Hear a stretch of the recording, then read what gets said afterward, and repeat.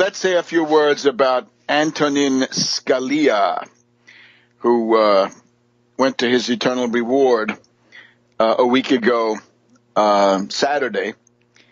And naturally, we, that is to say, the Tax Wall Street Party and your correspondent here, were very severe critics of Scalia. Scalia was the key person in what we called the Rats Cabal, Roberts, Alito, Thomas, and Scalia, and given the bombastic exertions of Scalia writing these polemical and,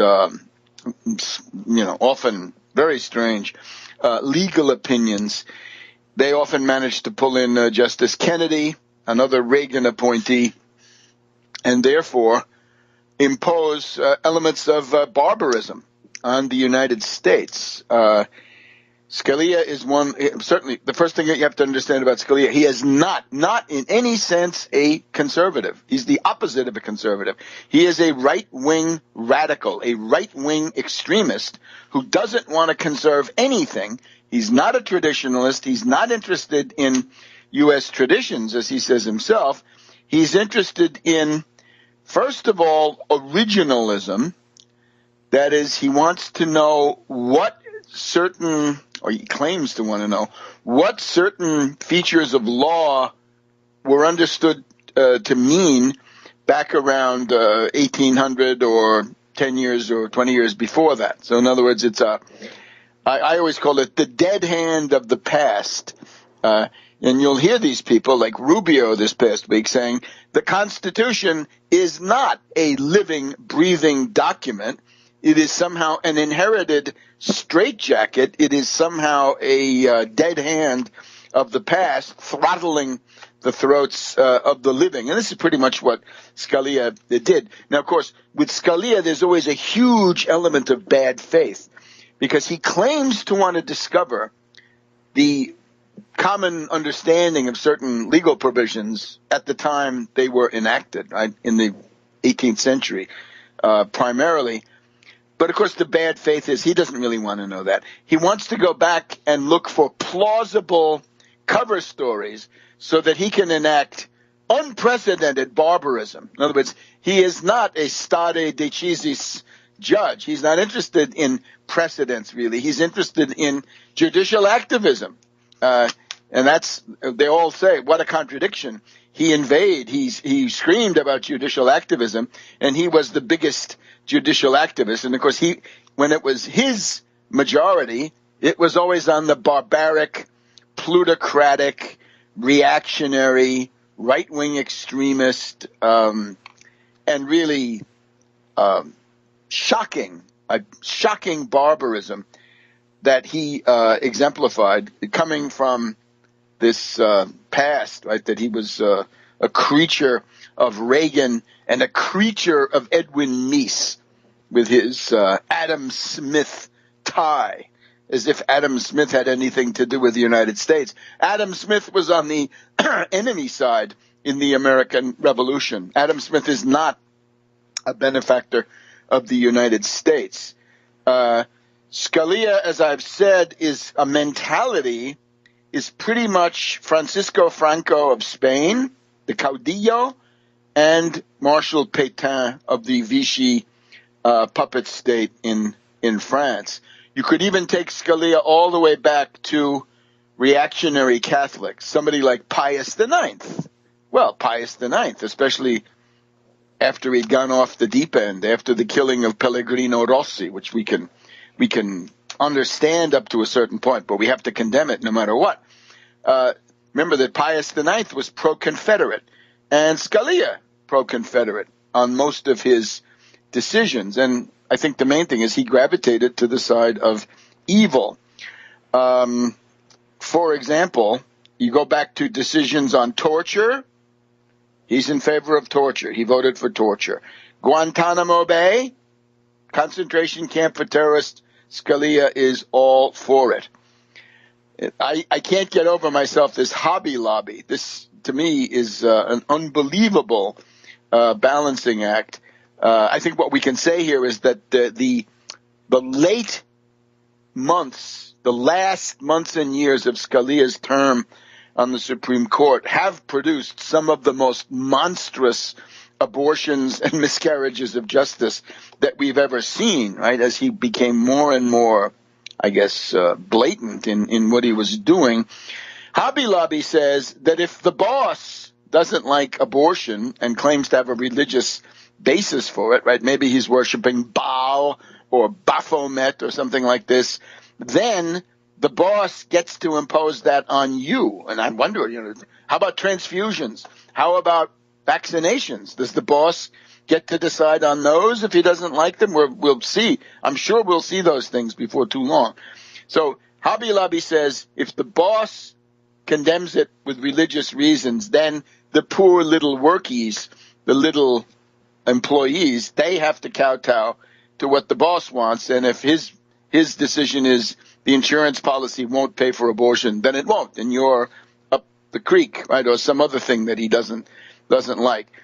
And of course, the big one is the Bush versus Gore in the year 2000. Now, this is a real achievement to actually have a coup d'etat, a putsch, from the bench of the Supreme Court. That is what Scalia and his co-thinkers in this faction that he assembled around himself, giving his bombastic and other methods. Remember, he was a founder of this monstrous Federalist Society, right? This is the society of reactionary judges and worse. And with that, he was able to essentially throw away his entire theoretical scaffolding. Scalia had said states' rights, states' rights, states' rights, as long as it was the reactionary thing to do. But then when it got to be Bush versus Gore, he said, forget about states' rights. We're the Supreme Court, and we're going to stop that vote count, because otherwise that's going to damage candidate George W. Bush. So if you didn't like the Afghan war, if you didn't like 9/11, because as has been pointed out, whatever else you can say about 9/11, and I've said plenty, see my book, 9/11 Synthetic Terror Made in USA, the 9/11 occurred on Bush's watch. It happened on Bush's watch. And if the buck stops in the Oval Office, it stops with Bush, clearly enough. We don't need any windbags from Jamaica, Queens to tell us this stuff. But the thing then is, if Scalia is the key man in installing G.W. Bush, which he was, then the Afghan war and above all the Iraq war go on Scalia's war guilt account, and that gets him up there, right? He's participating in several million deaths. I'd say about 2 million altogether between Afghanistan and Iraq. So that's a really big one. And we can go on, right? He's got any number of monstrous decisions. So remember, originalism is one side of it, but then when you really get him, he's a nominalist. In other words, he calls himself a textualist. Textualist. Now, a conservative would be interested, for example, in arguing natural law. Natural law helps you to construe what the Constitution says. In other words, textualism is bankrupt. You need natural law. We'll be back in a minute. Welcome back to World Crisis Radio. So just to sum up the Scalia question, natural law is indispensable in construing what the words mean in your stupid nominalist textualist approach. You can't get along without natural law. To many, this sounds like a heresy. Both leftist and rightist extremists won't like this one. But you need natural law. In other words, there's got to be a notion of equity. There's got to be a notion of fairness. Above all, there's got to be a notion that without scientific and technological progress, any society will tend to collapse.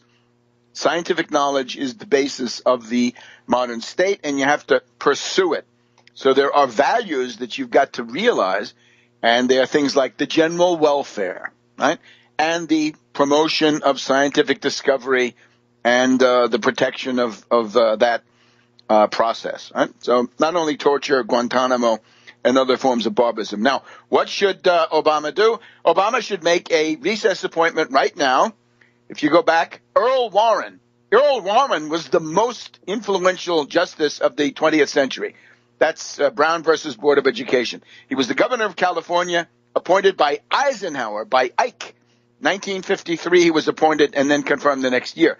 Went on to be the most influential Chief Justice, and thank God he was not as bad as Scalia. And then then Associate Justice Brennan was named in 1956 and then confirmed within a couple of months. What should Obama do today? He should do before Monday, because apparently that will be the end of any opportunity. Obama should name a black woman. A black woman, because we want to destroy the Republican Party. If they're going to block any and all judges, then let it be a black woman. They'll offend women and they'll offend the black community, and they will therefore come out and vote to smash the Republicans in November. That's just elementary.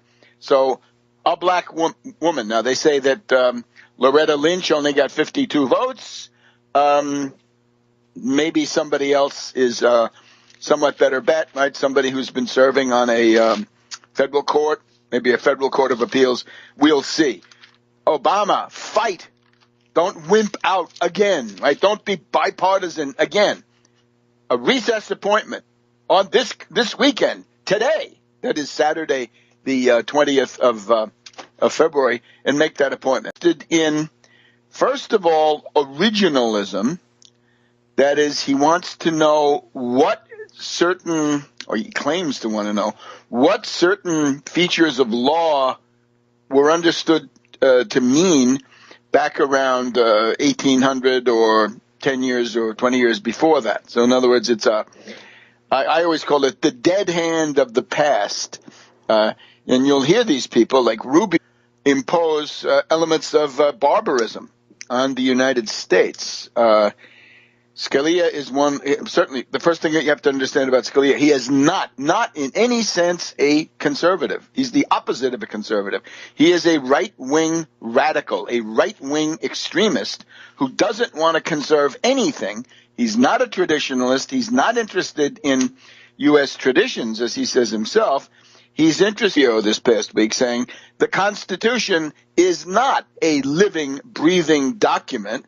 It is somehow an inherited straitjacket. It is somehow a dead hand of the past, throttling the throats of the living. And this is pretty much what Scalia did. Now, of course, with Scalia, there's always a huge element of bad faith, because he claims to want to discover let's say a few words about Antonin Scalia, who went to his eternal reward a week ago, Saturday.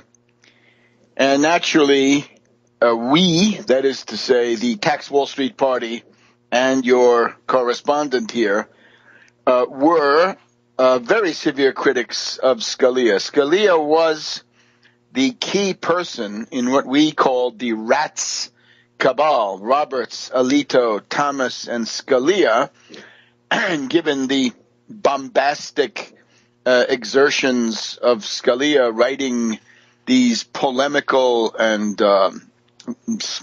often very strange legal opinions, they often managed to pull in Justice Kennedy, another Reagan appointee, and therefore